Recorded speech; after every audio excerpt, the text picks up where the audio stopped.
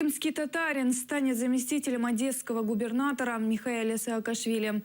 Нынешний председатель Беляевской РГА Арсен Жумадилов победил в конкурсе на должность вице-губернатора Одесской области. Прошел конкурс.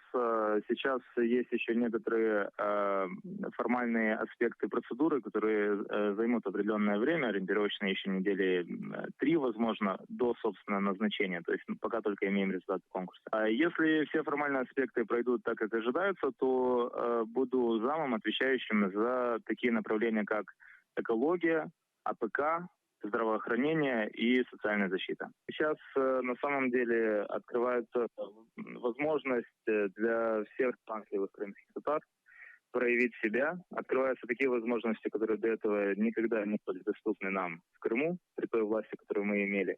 С тем, чтобы, набрав опыт, знания, умения, применить их потом в Крыму, который мы будем строить так, как мы это видим в независимой Украине.